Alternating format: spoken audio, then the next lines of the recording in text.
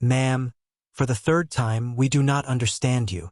The concierge's voice was tight, eyes darting toward the crowd, beginning to gather near the marble reception desk. The Japanese woman in the navy blue coat stood motionless.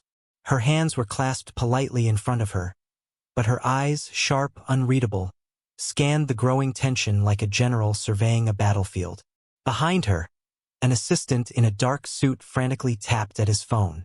Two translators whispered in the background, red-faced and helpless. "Should we call security?" One staff member muttered behind the desk. "She's not being aggressive," another whispered, "but she won't respond to anything in English, French, or Mandarin. And she's booked in the presidential suite, for heaven's sake." From the far end of the lobby, near the gleaming brass luggage carts, Mr. Alex Barnes watched silently as he polished the edge of a glass table. His gray janitor's uniform blended into the surroundings like wallpaper by design. People didn't see janitors. That was part of the job, especially in a place like the Royal Grand Hotel, where luxury was measured not just in marble, but in who was allowed to be heard.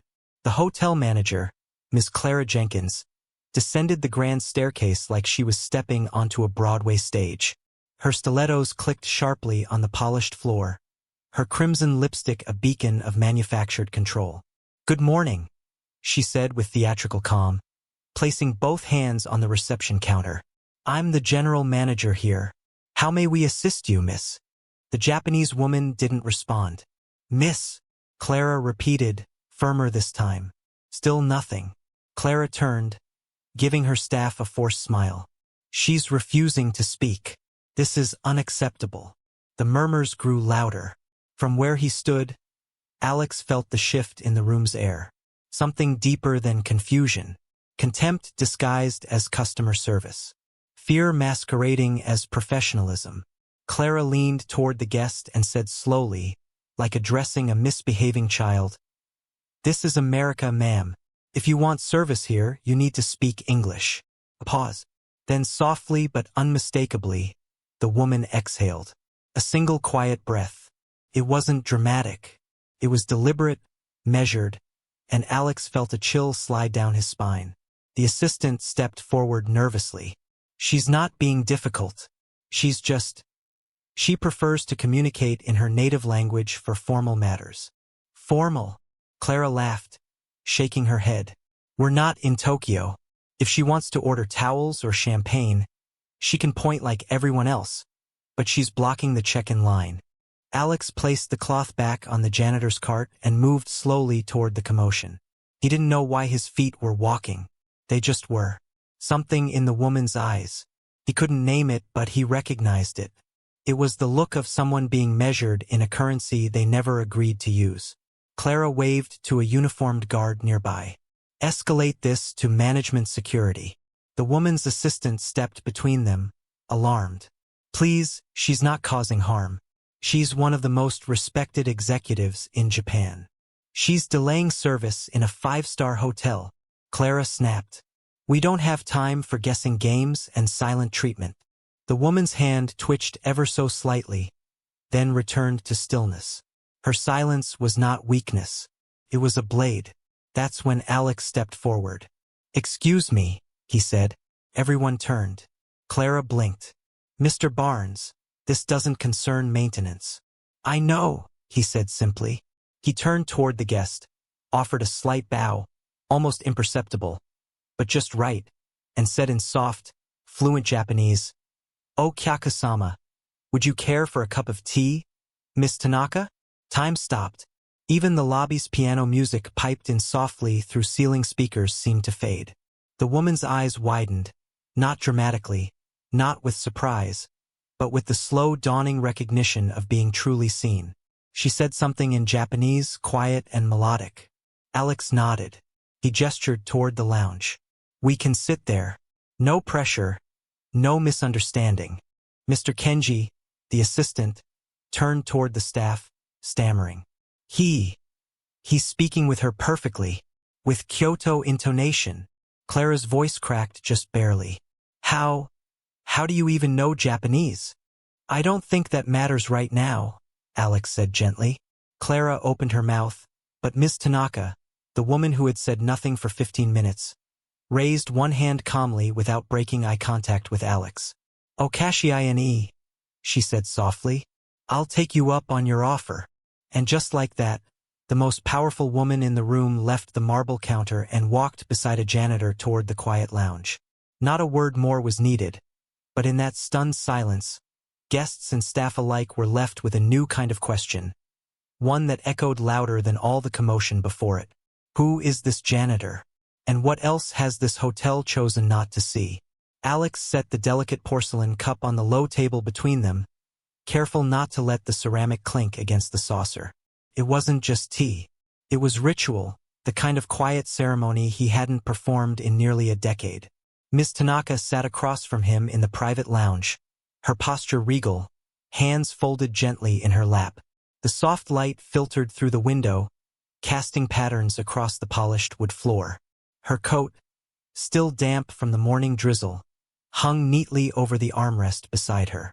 But it wasn't her poise that caught Alex's attention. It was her restraint. There was power in the way she held stillness like a violin string tuned tight enough to sing but not snap. "Arigato," she said softly, eyes lowered. "For speaking with intention." Alex nodded once. "It's been a while. My accent's probably rusted." "No," she replied. "It's not rust. It's memory." A silence stretched between them, not uncomfortable, but suspended like breath before music. She studied him carefully, her voice now in careful English touched with a Kyoto lilt. "You learned Japanese formally?" "Kyoto University. For 7 years as a cultural linguistics lecturer, specialized in East Asian silence dynamics." Ms. Tanaka raised an eyebrow just slightly. "I wrote my thesis on the phrase kuki wa yomu," he added with a smile. "The art of reading the air." That earned him a whisper of a grin, there and gone like a ripple on still water. "And now, janitor," she said, not with mockery, but with genuine curiosity. "Now, janitor," Alex confirmed. "At least until someone figures out I know more than where the mops are kept." Miss Tanaka looked down at the tea and gently blew over the surface. "Why hide?" Alex leaned back. His voice was quiet. "After my wife passed, I needed a job where no one asked me about my past or my future." Her gaze softened, but she said nothing. He added, "Silence isn't always a retreat. Sometimes it's the only honest thing left." For a moment, Ms. Tanaka looked out the window, her fingers grazing the rim of the teacup. "In my country," she said, "we are taught that the most powerful person in the room is often the one who speaks last." Alex chuckled. "In this country, the one who speaks loudest usually wins." Miss Tanaka turned back to him, serious now. "And that is why I stopped speaking English in negotiations. Words have become noise, weapons. Negotiation is supposed to be about intent, but here it's about performance." Alex watched her with something more than interest. It was recognition. He saw her not as a billionaire, but as a human being trying to protect something tender beneath the surface. He knew the feeling. "You're not here to sign a deal," he said finally. "You're here to see who's willing to listen before speaking." Her eyes met his and he knew he was right. "Back in Tokyo," she said, "an American firm once offered me a partnership. Lavish praise, smooth talkers, but they mocked my accent when they thought I wasn't listening. They didn't realize I understood every word." "What did you do?" Alex asked. "I terminated the deal," she replied simply, "and donated the technology to a non-profit instead. Cost me millions." She looked him in the eye. "But I slept better." Alex smiled, not out of amusement, but admiration. "I hope that keeps you up at night for the right reasons." Miss Tanaka nodded once, then asked softly, "Do you still teach?" "No," he said. "My students grew up. I didn't." There was something in his tone that stopped her. An ache, quiet but steady, like grief that had learned how to wear a polite face. Miss Tanaka glanced towards the hallway where the glass doors of the lounge framed the bustling lobby beyond. "They wanted to call security on me for being quiet." Alex didn't look. He didn't need to. He already knew the scene. "They were afraid of your silence," he said. People always are. Silence leaves too much room for truth. Her voice dropped to a whisper. But you didn't flinch. I saw your eyes. I saw you, Miss Tanaka, Alex said. Not your silence. That made her go still again, not with tension but surprise. A softness crept into her features like someone who'd been carrying a weight for years and suddenly realized they could set it down. She whispered in Japanese almost to herself, Shizukiza, Anata no Tetsu. Silence is your ally. Then she looked up. Tell me the truth, Alex Barnes. Why did you come to me? He paused. And in that pause was everything. The way they looked at you, he said finally. Like you were the problem. Like silence meant ignorance. I've seen that look before on faces that used to admire me. Before I lost my title, my voice, my status. Ms. Tanaka tilted her head. And now, Alex said. I just mop around the edges and hope someone notices when they step in dirt they tracked in themselves. That made her smile. It was faint, but real. You noticed me, she said. I remembered you, he corrected. She blinked. We've met. No, he said. But I remember people like you. People who don't need noise to matter. There was a beat. And then softly, Ms. Tanaka whispered, Will you stay for a while? Alex nodded. And for the first time that day, silence didn't feel like a battlefield. Felt like peace. I want him removed immediately. Clara Jenkins's voice sliced through the hallway like a shard of glass. Her heels struck the marble with clipped, furious precision as she stalked toward the back corridor. The assistant manager trailing behind her like a man hoping to stay employed through sheer silence. Ma'am, he said. The guest specifically requested. She requested service. Clara snapped, not even glancing back. She didn't request some glorified janitor in a dusty uniform to perform kabuki theater in the lobby. Inside the executive boardroom, the hotel's upper management sat frozen. The room had just seen a clip 10 seconds long that was now circulating online like wildfire. It showed Alex Barnes, soft-voiced, respectful, and Ms. Tanaka accepting his invitation with grace. The title of the trending video, The Janitor Who Spoke Her Silence. Do you know what this makes us look like? Clara demanded, slamming her iPad onto the table. We have 3 certified translators on payroll. None of them could connect with her. And then a janitor from maintenance walks up and makes us look like fools. The regional director coughed lightly. Clara, with respect, it doesn't make us look like fools. It reveals that we already were. Her jaw tightened. From the other side of the hotel, in a quiet side hall near the lounge, Alex stood alone in front of the vending machine, watching the slowly spinning bottle of green tea drop with a clunk. He didn't hear Ms. Tanaka approach until her voice drifted beside him. That machine is still selling Ito tea. I haven't seen that brand outside Tokyo in years. Alex smiled, handed her the bottle. Well, this place likes to look international. Just don't ask if it's refrigerated. Ms. Tanaka accepted the drink with a soft laugh. Thank you. For earlier, I don't know how else to say it. You already did, Alex replied. I meant more than just the tea, she said, eyes meeting his. You saved me from becoming someone's spectacle. He shook his head. You saved yourself. I just translated the moment. Pause stretched, comfortable. Ms. Tanaka glanced out the tall lobby windows where the city buzzed quietly beyond the glass. I'm used to being underestimated. I even count on it sometimes. But that woman, Clara, she looked at him. She looked at me like I wasn't even human. Alex's gaze followed hers. That's the thing about places like this. Polished surfaces, cold smiles. Everything's about what people think you are until you step outside the script. Ms. Tanaka turned back to him. And you, Alex Barnes, you stepped far outside it. I've been off script for years, he said. She tilted her head. Why? He hesitated, then answered without drama. Because silence became easier than defending the truth. Her brow furrowed slightly, he continued. After my wife passed, I had to raise Amelia, my daughter, alone. I left the university, took whatever job I could, but after a while, I realized something. His voice lowered. The world only respects knowledge when it comes in a three-piece suit and a PowerPoint. She said nothing, but the weight of his words settled into her shoulders like something she too had carried. Suddenly, the assistant manager appeared at the end of the hallway, flustered. "Mr. Barnes," he said cautiously. "Ms. Jenkins would like to speak with you urgently." Alex sighed. Of course she would. Ms. Tanaka stepped forward. "Mr. Barnes is currently assisting me. If Ms. Jenkins wishes to speak with him, she may schedule it after my meeting is complete." The young man blinked. Yes, ma'am. I'll let her know." He turned and practically sprinted off. Ms. Tanaka looked at Alex, amused. "I may not raise my voice, but I've learned how to raise eyebrows." "That," Alex said, "was a masterclass." Back in the boardroom, Clara paced like a shark smelling blood. "She's redefining protocol," she hissed.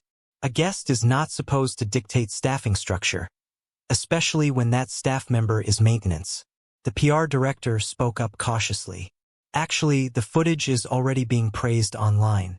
Words like dignity, grace, and cultural sensitivity are trending." "Veronica, trending doesn't sign our checks. Neither does insulting a billionaire," someone else muttered. She ignored him. Meanwhile, Ms. Tanaka and Alex returned to the lounge where a tray of traditional sweets had been discreetly placed by a junior staffer who clearly didn't want to be seen. Alex offered her a mangju still warm. She took it, smiled. "Someone still has pride in service." He sat down across from her again. "You said earlier that words had become weapons, but I've always believed they can be bridges, too." She nodded. "Only if spoken from the right place." He leaned forward slightly. "Where do yours come from?" Ms. Tanaka blinked. "A place I haven't let many visit." He held her gaze. "May I be the exception?" A moment. No sound, no movement. Then softly she spoke. "My father was a Buddhist craftsman. He used to say, 'In silence we remember who we are. In noise, we forget who we were meant to become.'" Alex exhaled slowly. "That explains a lot." She smiled faintly. "I lost him when I was 21. Cancer. But the day before he passed, he held my hand and said, 'Don't fear being misunderstood. Fear becoming someone easy to understand.'" Alex's throat tightened. "He would have liked you." Ms. Tanaka looked away for a beat. "Sometimes I wonder if he would have recognized me. He would have seen you long before anyone else did." She blinked hard, but didn't let the tears fall. Then, without warning, Clara Jenkins entered the lounge. "Mr. Barnes," she said sharply, ignoring Ms. Tanaka completely. "I need to speak with you now." Alex stood slowly. "Can it wait, miss?" Clara interrupted. "This is a matter of professional boundaries." Ms. Tanaka rose beside him. "Excuse me, Ms. Jenkins." Clara turned, a fake smile plastered on. "Yes? You're addressing an employee who is currently in a private meeting with me. I suggest you choose your next words carefully." Clara stiffened. "I didn't mean to offend." "You didn't offend," Ms. Tanaka said calmly. "You revealed." And with that, she turned to Alex. "Shall we continue?" He nodded. Clara stood frozen, her face a war of colors. And for the first time, it was clear the most powerful person in the room wasn't the one in heels. The tea lounge was quiet. Not hotel quiet, but temple quiet. Muted steps, soft steam rising from delicate porcelain. No phones, no music, just breath. Alex stood by the table, carefully pouring matcha into 2 small ceramic cups, the deep green liquid swirling gently like a thought just beginning to form. Across from him, Ms. Tanaka sat with her hands resting lightly on her lap, her expression unreadable, but softer than it had been in the lobby. It was the first time in years he had performed a tea service properly, and yet his hands didn't shake. "Where did you learn this?" she asked, voice just above a whisper. "In Kyoto," he replied. "A teacher named Mr. Okabe. I was a student. He was everything else."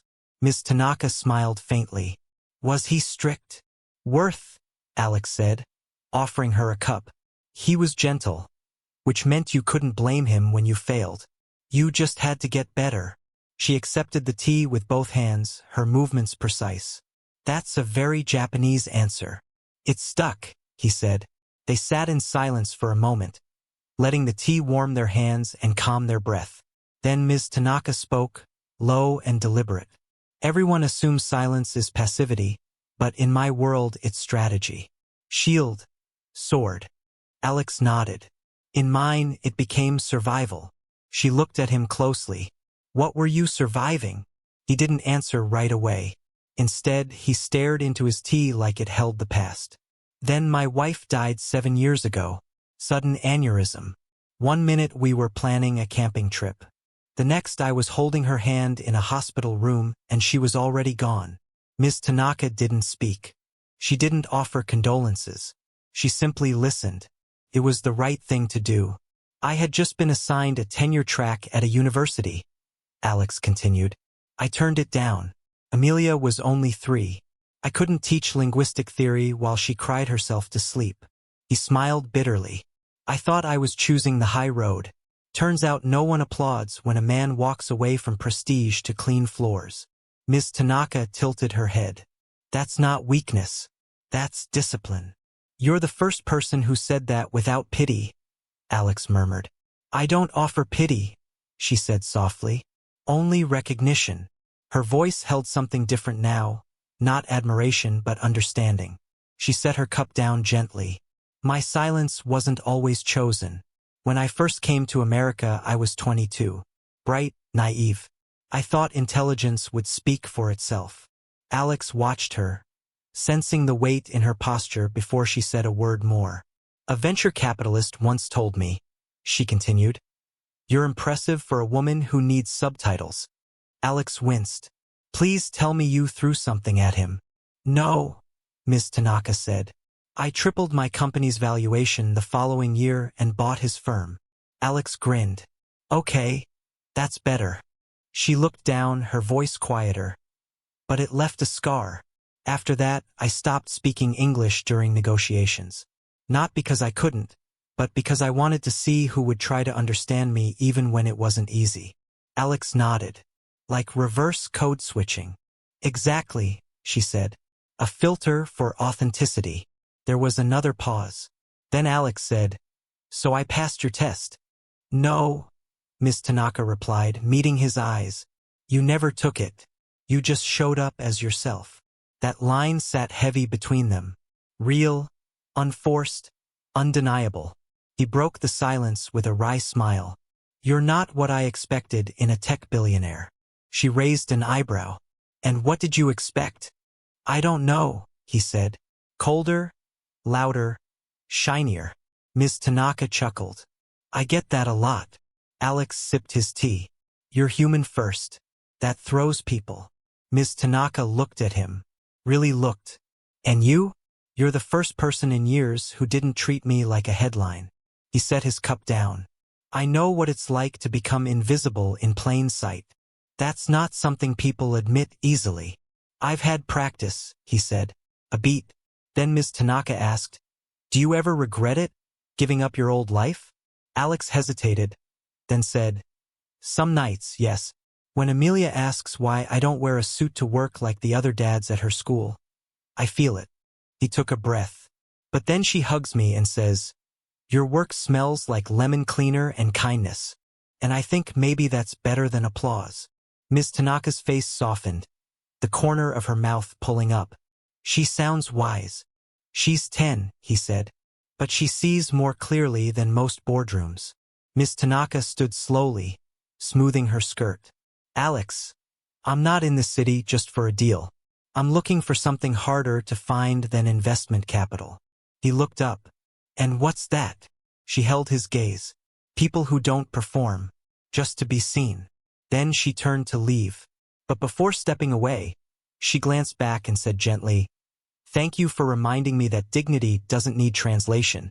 And with that, she left him alone with his tea and a silence that no longer felt like an absence, but an invitation. On the other side of the hotel, behind closed glass doors, Clara Jenkins was pacing again. "They're still together," she snapped, peering through the security camera feed. "Yes, ma'am," a staffer said meekly. Still in the tea lounge for an hour. An hour and 14 minutes, he confirmed. She turned to the hotel's PR manager. This is going to spiral if we don't control the narrative. The narrative, the PR woman said slowly, is that a janitor de-escalated a culturally sensitive crisis with grace and fluency, while the management nearly called security on a billionaire. Clara's jaw clenched. It's already gone viral, the PR rep added, and guests are asking for Alex Barnes by name. Clara's voice dropped cold. He's not a guest. He's not a spokesman. He's not even qualified to clean the penthouse floor. The PR rep raised an eyebrow. And yet, he might be the only person who's making this hotel look human. Clara's lips thinned into a hard line. She didn't just see a janitor anymore. She saw a threat. The photo hit the internet before Alex even made it back to the janitor's closet. A grainy snapshot. Ms. Tanaka seated in the tea lounge, smiling softly as Alex Barnes poured her tea with the precision of a diplomat. No translation device, no assistance, just two people face-to-face in perfect mutual respect.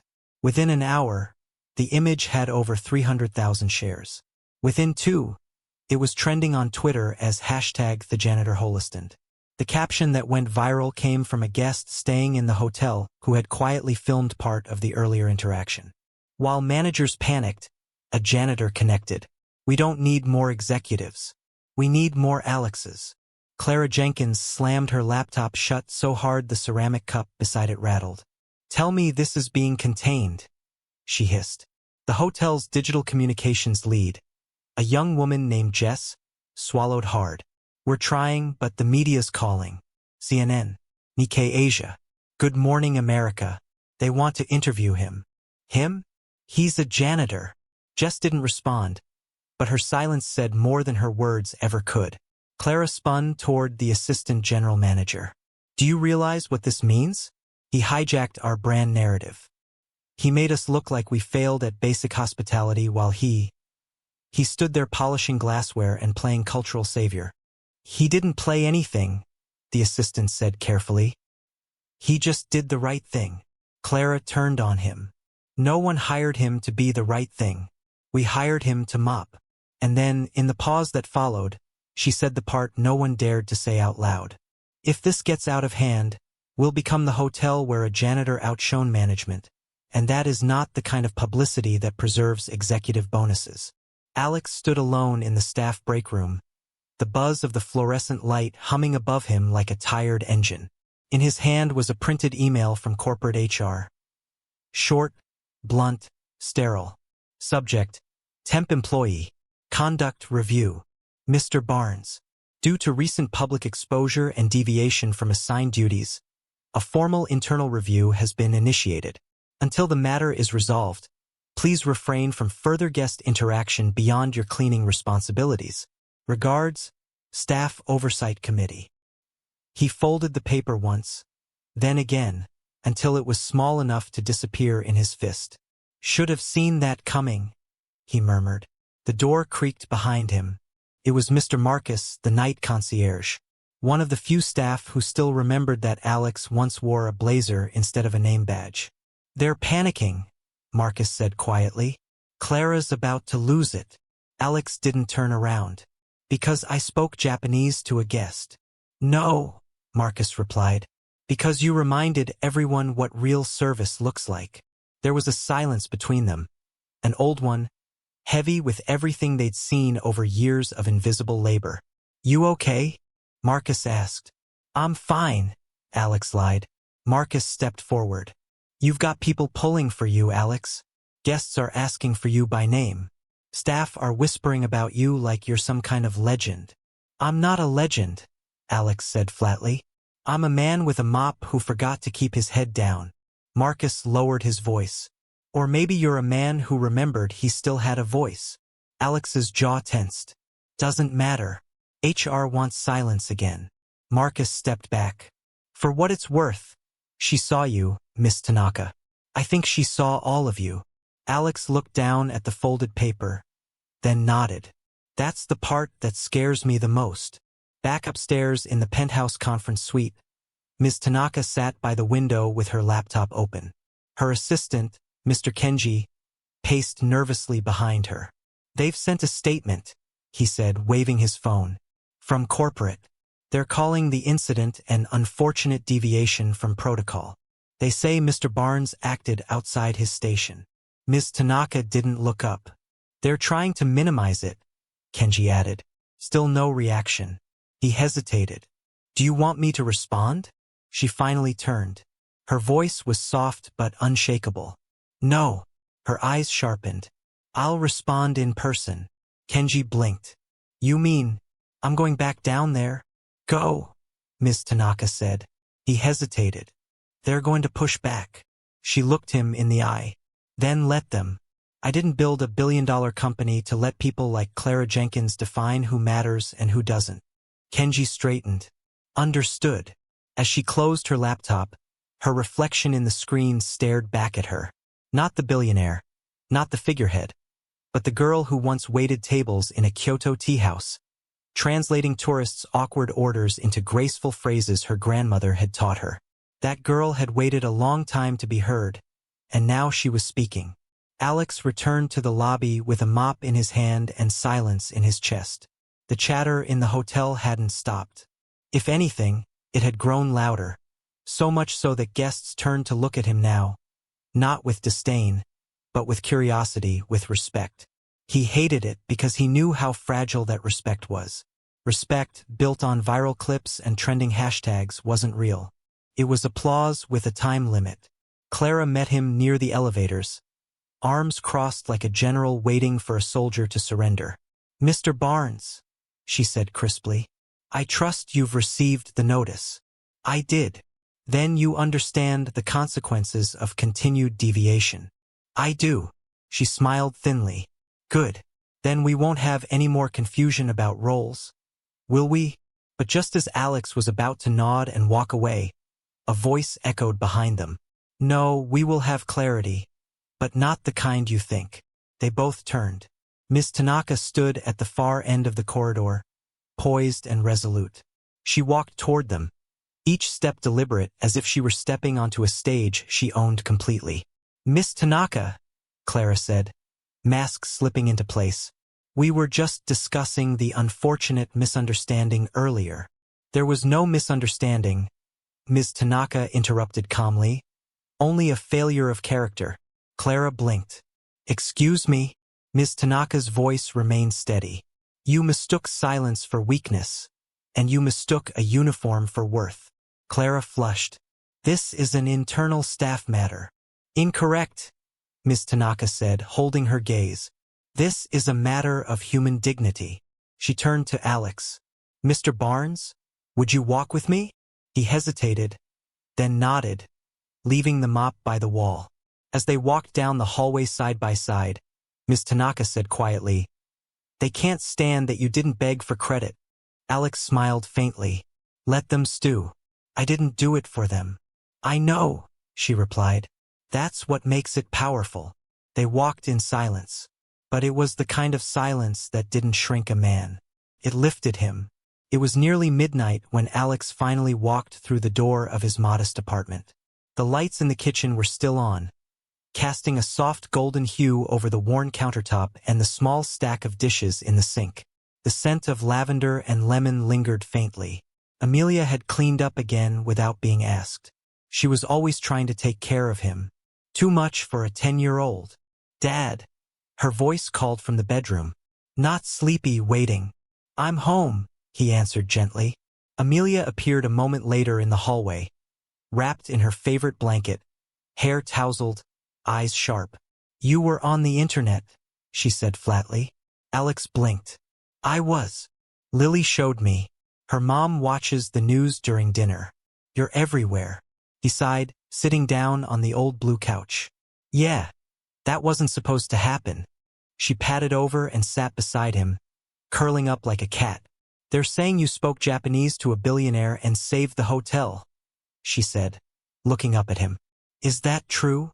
He didn't answer right away. Instead, he asked, Do you remember when I told you that sometimes doing the right thing makes the wrong people angry? She nodded. Well, he said, today was one of those days. Amelia was quiet for a while. Then are they going to fire you? The question hit harder than it should have. But Alex didn't flinch. I don't know yet, he said. She leaned her head against his arm. Why do people get mad when someone's kind? He stared at the floor. Because kindness makes arrogance feel small. She tilted her head. But that's not your fault. No, he whispered. But it makes me the nearest target. A long silence stretched between them. Then, almost like a whisper, Amelia asked, Is being good always this hard? Alex's throat tightened. He kissed the top of her head. Yes, but it's also what makes you strong. I have done 100 interviews in my career, she began.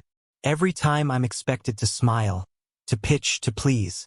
But not today. She scanned the room. Today I'm not here as a CEO.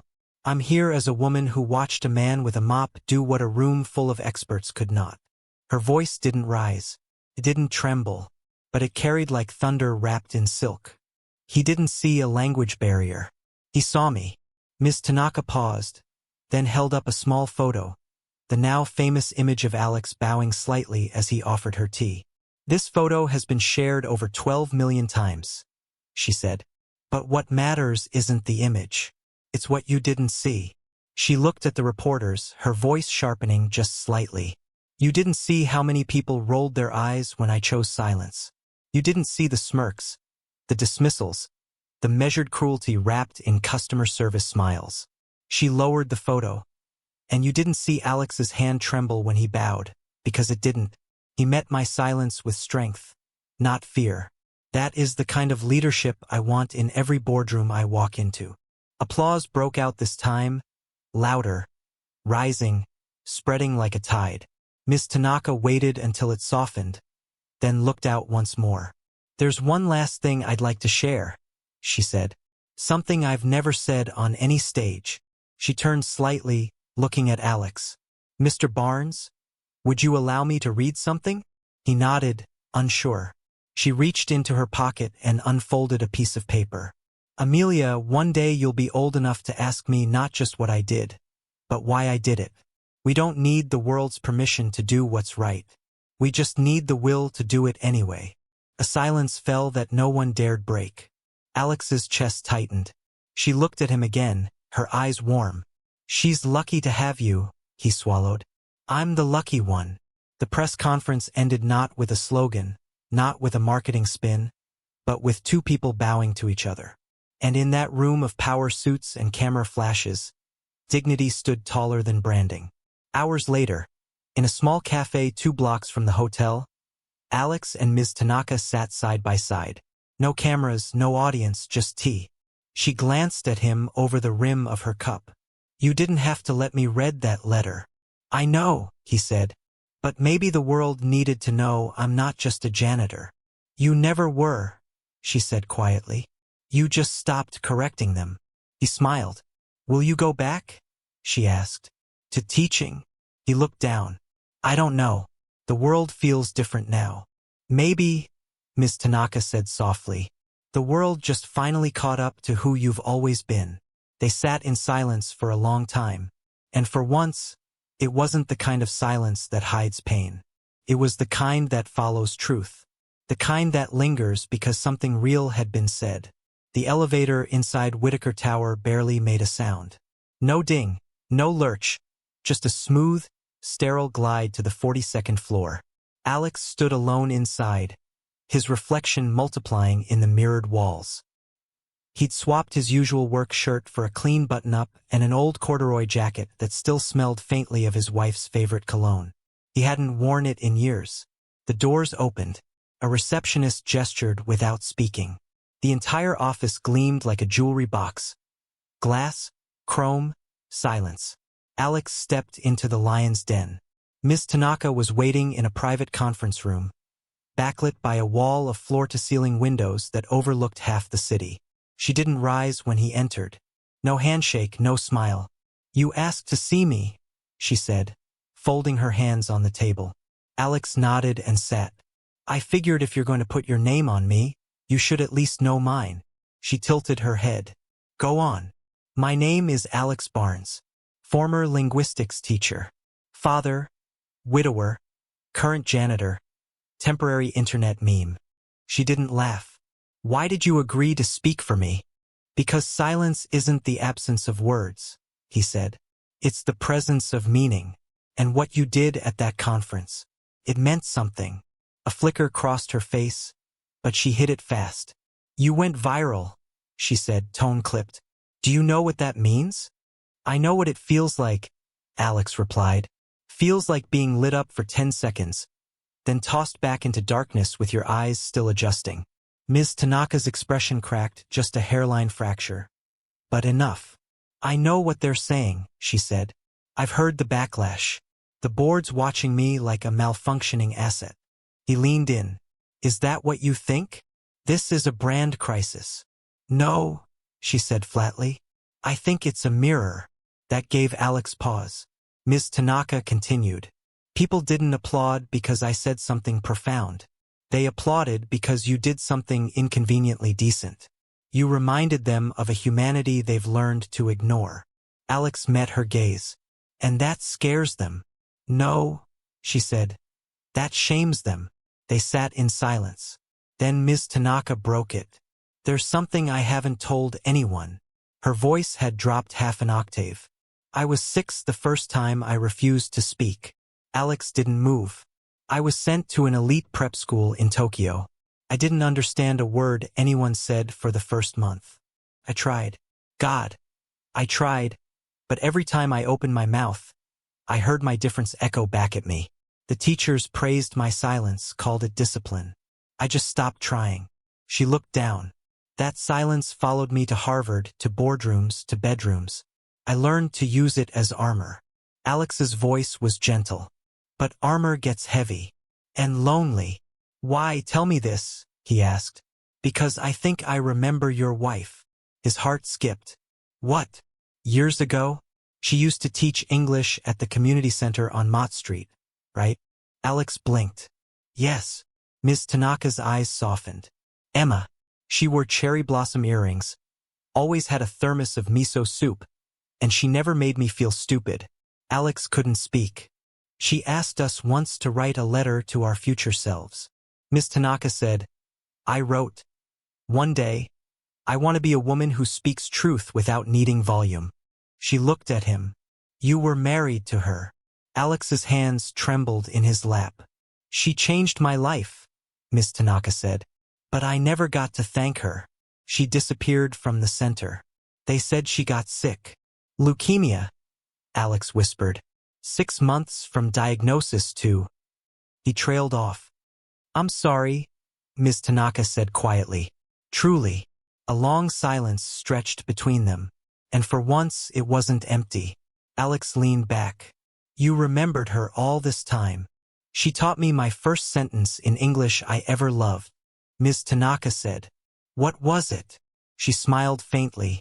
Your voice matters even when it's quiet. He nodded, swallowing thick emotion. She'd be proud of you, Ms. Tanaka added.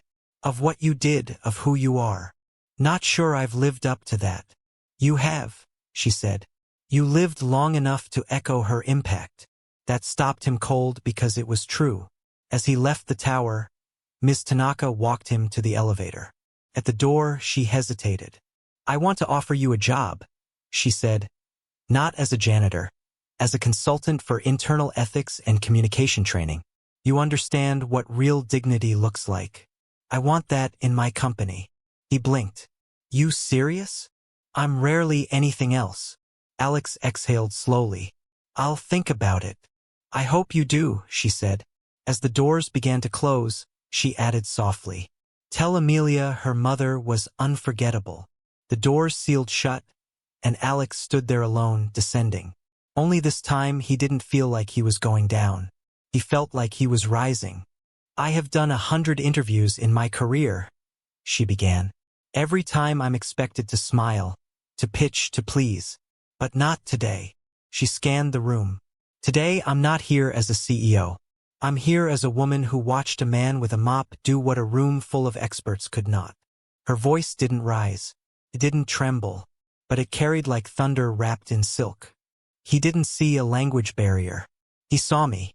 Ms. Tanaka paused, then held up a small photo, the now famous image of Alex bowing slightly as he offered her tea. This photo has been shared over 12 million times, she said.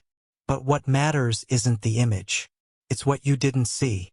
She looked at the reporters, her voice sharpening just slightly. You didn't see how many people rolled their eyes when I chose silence. You didn't see the smirks, the dismissals, the measured cruelty wrapped in customer service smiles. She lowered the photo. And you didn't see Alex's hand tremble when he bowed, because it didn't. He met my silence with strength, not fear. That is the kind of leadership I want in every boardroom I walk into. Applause broke out this time, louder, rising, spreading like a tide. Ms. Tanaka waited until it softened, then looked out once more. There's one last thing I'd like to share, she said. Something I've never said on any stage. She turned slightly, looking at Alex. Mr. Barnes, would you allow me to read something? He nodded, unsure. She reached into her pocket and unfolded a piece of paper. Amelia, one day you'll be old enough to ask me not just what I did, but why I did it. We don't need the world's permission to do what's right. We just need the will to do it anyway. A silence fell that no one dared break. Alex's chest tightened. She looked at him again, her eyes warm. She's lucky to have you, he swallowed. I'm the lucky one. The press conference ended not with a slogan, not with a marketing spin, but with two people bowing to each other. And in that room of power suits and camera flashes, dignity stood taller than branding. Hours later, in a small cafe 2 blocks from the hotel, Alex and Ms. Tanaka sat side by side. No cameras, no audience, just tea. She glanced at him over the rim of her cup. You didn't have to let me read that letter. I know, he said, but maybe the world needed to know I'm not just a janitor. You never were, she said quietly. You just stopped correcting them. He smiled. Will you go back? She asked. To teaching? He looked down. I don't know. The world feels different now. Maybe, Ms. Tanaka said softly. The world just finally caught up to who you've always been. They sat in silence for a long time. And for once, it wasn't the kind of silence that hides pain. It was the kind that follows truth. The kind that lingers because something real had been said. The elevator inside Whitaker Tower barely made a sound. No ding, no lurch, just a smooth, sterile glide to the 42nd floor. Alex stood alone inside, his reflection multiplying in the mirrored walls. He'd swapped his usual work shirt for a clean button-up and an old corduroy jacket that still smelled faintly of his wife's favorite cologne. He hadn't worn it in years. The doors opened. A receptionist gestured without speaking. The entire office gleamed like a jewelry box. Glass, chrome, silence. Alex stepped into the lion's den. Ms. Tanaka was waiting in a private conference room, backlit by a wall of floor-to-ceiling windows that overlooked half the city. She didn't rise when he entered. No handshake, no smile. You asked to see me, she said, folding her hands on the table. Alex nodded and sat. I figured if you're going to put your name on me, you should at least know mine. She tilted her head. Go on. My name is Alex Barnes, former linguistics teacher, father, widower, current janitor, temporary internet meme. She didn't laugh. Why did you agree to speak for me? Because silence isn't the absence of words, he said. It's the presence of meaning. And what you did at that conference. It meant something. A flicker crossed her face, but she hid it fast. You went viral, she said, tone clipped. Do you know what that means? I know what it feels like, Alex replied. Feels like being lit up for 10 seconds, then tossed back into darkness with your eyes still adjusting. Ms. Tanaka's expression cracked, just a hairline fracture. But enough. I know what they're saying, she said. I've heard the backlash. The board's watching me like a malfunctioning asset. He leaned in. Is that what you think? This is a brand crisis. No, she said flatly. I think it's a mirror. That gave Alex pause. Ms. Tanaka continued. People didn't applaud because I said something profound. They applauded because you did something inconveniently decent. You reminded them of a humanity they've learned to ignore. Alex met her gaze. And that scares them. No, she said.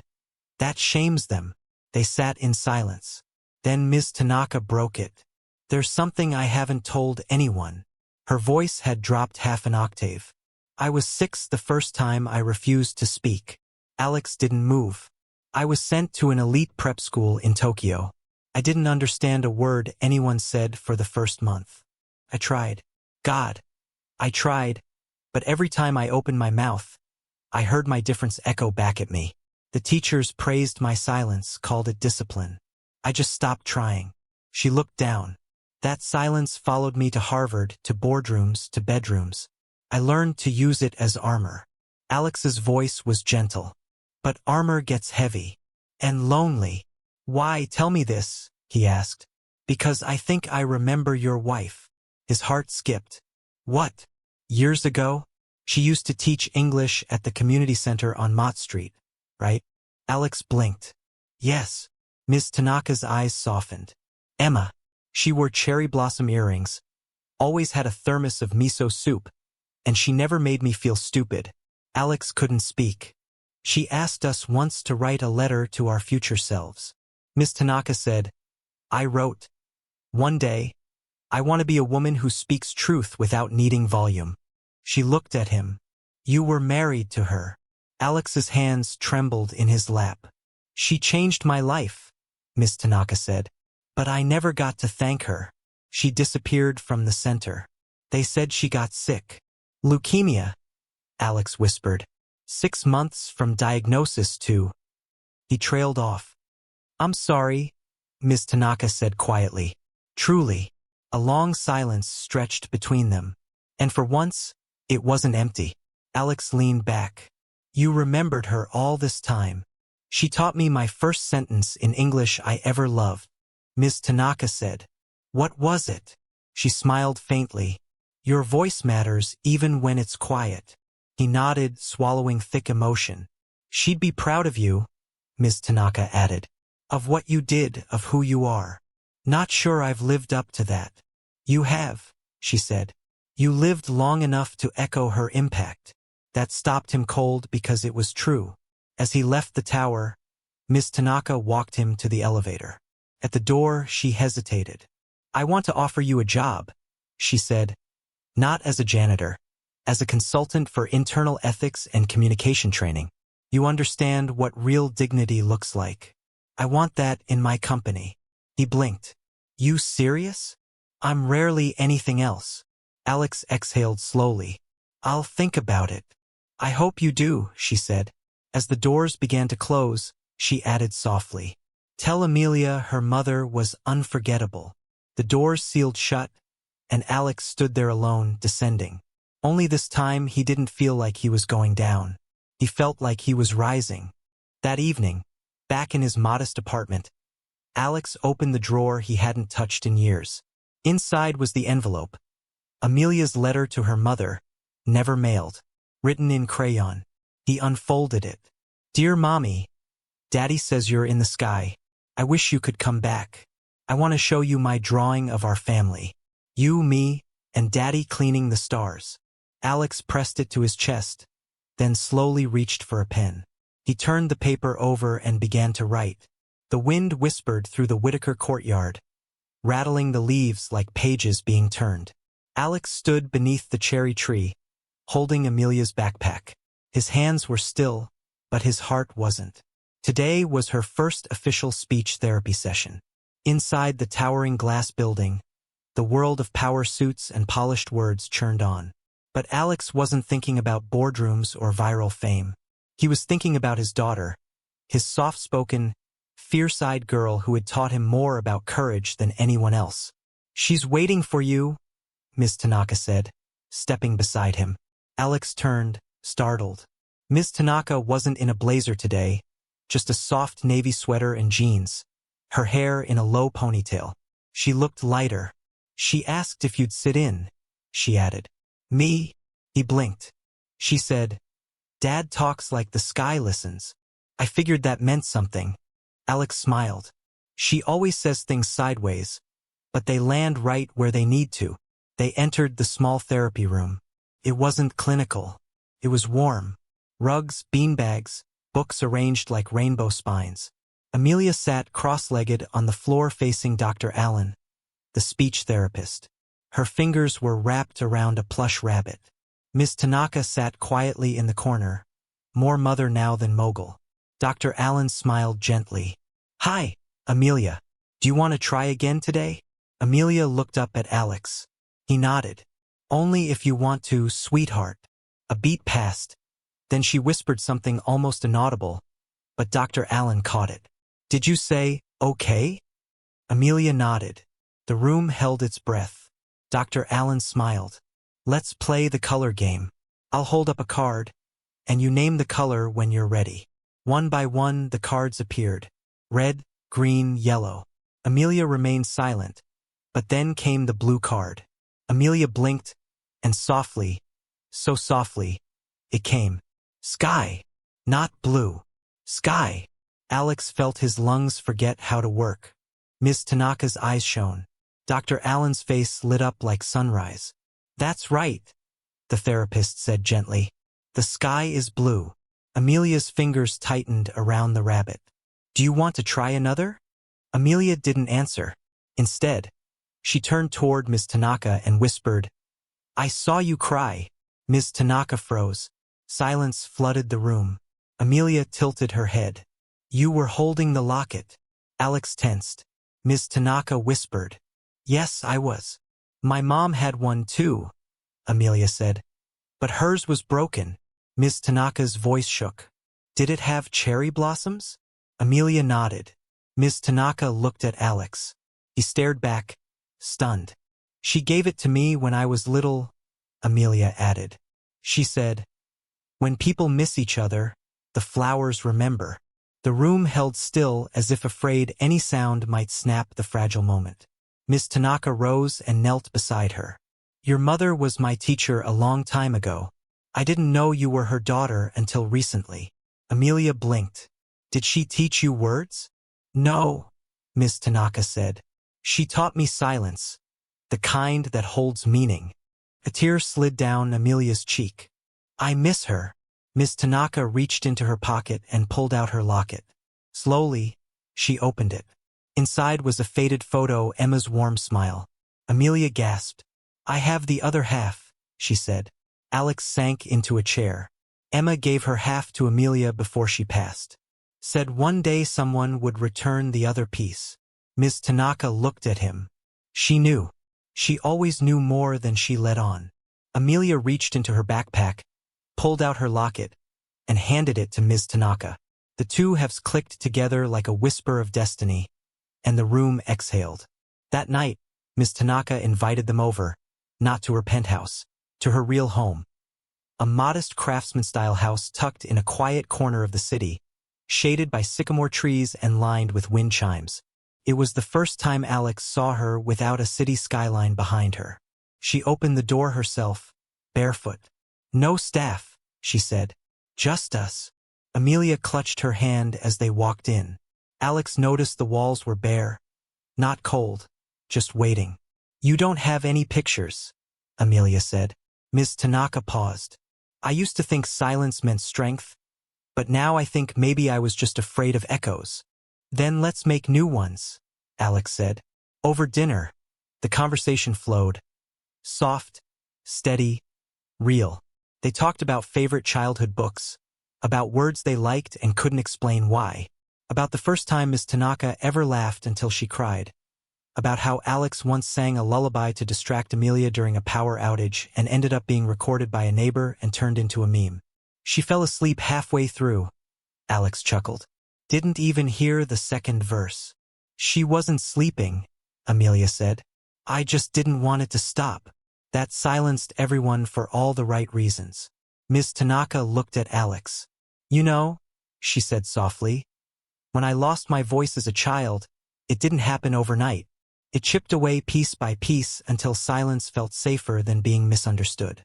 He nodded, and now she met his eyes. "Now I think maybe healing doesn't always look like sound. Sometimes it looks like being heard." He reached for her hand. She didn't pull away. Later, as he tucked Amelia into the guest bed, she looked up at him. "And you, Dad? Do you think Mommy can see us right now?" Alex smiled gently. "I think she never stopped." Amelia curled into her pillow. "Then I hope she sees I gave her locket back. I think it was waiting for Miss Tanaka." Alex brushed her hair back. "I think you're right, Dad." "Yes. Do you think Miss Tanaka could be part of our family one day?" Alex paused, then kissed her forehead. "Sometimes," he whispered, "families are built from pieces that remember where they belong." Amelia smiled with her eyes closed. "Like cherry blossoms," he whispered. "Exactly like that." Outside, Miss Tanaka stood by the window, staring at the stars. Alex joined her, both quiet. "You okay?" he asked. She nodded. "I haven't been this scared in years." He raised an eyebrow. "Scared?" She turned to him, of feeling something real, and wanting to keep it. He took her hand again. "Then let's keep it slow," he said. "But not silent." She smiled. "Deal." "You didn't tell me the whole story, did you?" Alex's voice was soft, but the silence that followed was heavier than glass. He stood by the kitchen sink, sleeves rolled up, rinsing a teacup Amelia had used earlier. His back was to Ms. Tanaka, but she could feel his gaze even without seeing it. Ms. Tanaka leaned against the kitchen doorway, arms folded across her chest. "Which part do you mean?" "The part where you stopped believing you deserved to be loved." She didn't flinch, but something shifted in her eyes. "I've seen people wear power like armor," he continued. "But you wear it like punishment." That struck something deep. She moved slowly into the kitchen, her bare feet silent on the hardwood. "I never wanted to be that girl who waited for someone to save her." "You're not," Alex said, setting the cup down. "You're the girl who taught herself how to fly, but forgot what it feels like to land." Miss Tanaka didn't answer, not with words. But after a moment, she sat down at the kitchen table and whispered, "Do you know why I hired you that day?" Alex dried his hands. "Because I spilled sanitizer on your assistant's designer heels and didn't blink." She laughed a little. "Because you looked me in the eyes like I wasn't a headline or a net worth or a scandal waiting to happen." "Ms. Tanaka," he said gently, sitting across from her. I was drowning in silence. "Alex, not the kind outside, but the one inside your own chest. You think I helped Amelia? She's the one who reminded me that some things are worth saying, even if your voice shakes." Alex smiled faintly. "She gets that from her mom." Ms. Tanaka hesitated. "And you? Do you ever miss her?" "Every day," he replied without hesitation. "But missing doesn't mean I'm stuck. It just means I loved well." She looked at him, her eyes glassy. "How do you love again after losing something that defined you?" "You don't," he said. "You don't love again. You just love differently.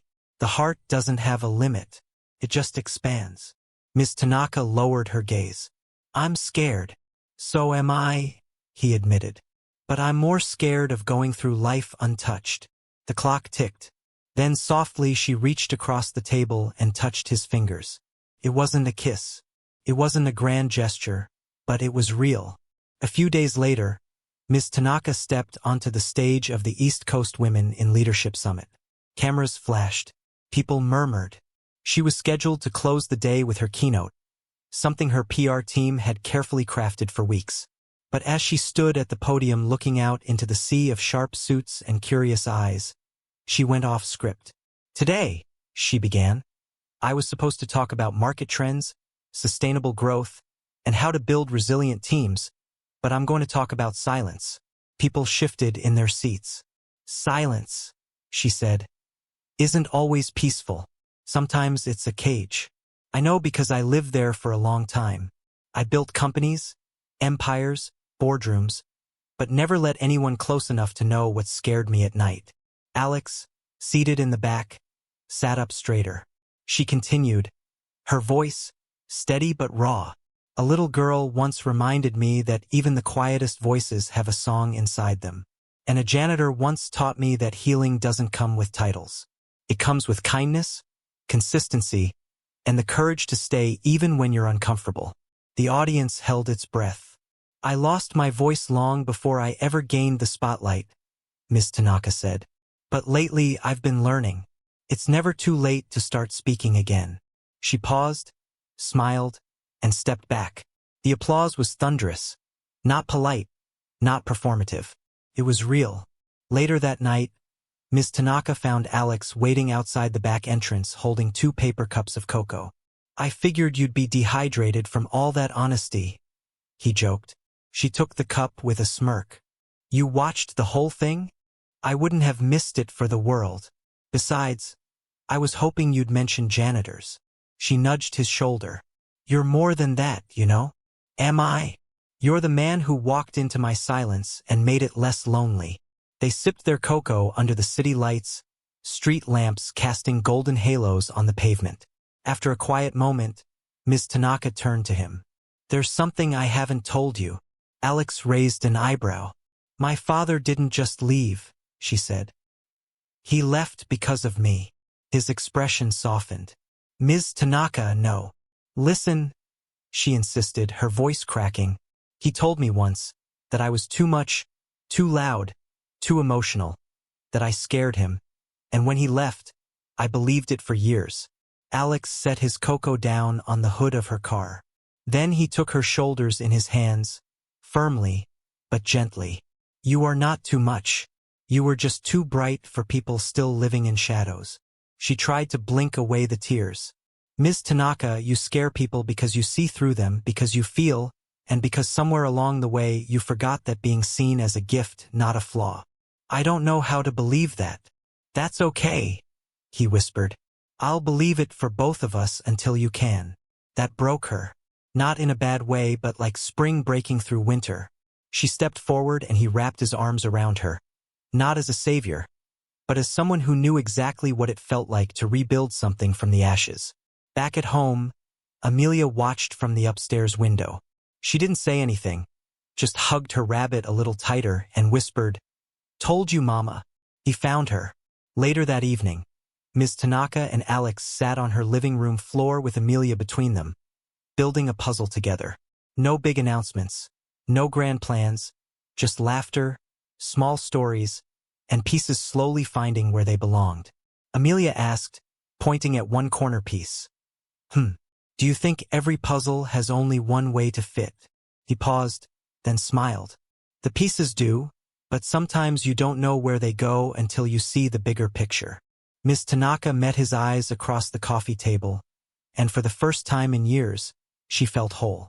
It was a quiet Saturday morning in early spring, the kind of morning where everything felt paused like the world was holding its breath, waiting for something gentle to arrive. Ms. Tanaka stood barefoot in the sun-dappled kitchen, her hands wrapped around a mug of coffee. The light filtered in through the window, painting golden streaks across her silk robe. Her hair was still tousled from sleep, and yet she looked more at peace than she ever had.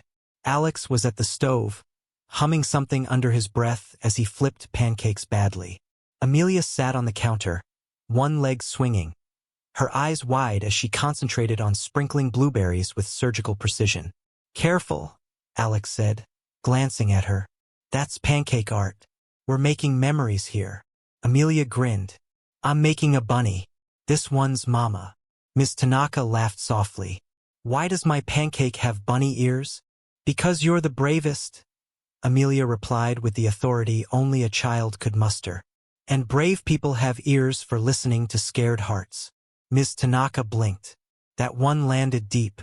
Alex looked over his shoulder and gave Ms. Tanaka a knowing smile. I told you, kids have been reading your soul since day one. Later that afternoon, they visited the park where Amelia first gave Ms. Tanaka a flower. The very first day Ms. Tanaka had learned what love could sound like when words weren't enough. This time, Ms. Tanaka brought the flower. She handed it to Amelia as they sat beneath the blooming cherry blossom trees. This is for you, Ms. Tanaka said. Amelia tilted her head. Why? Because you reminded me that love isn't perfect. It's just patient. Amelia ran her fingers along the petals.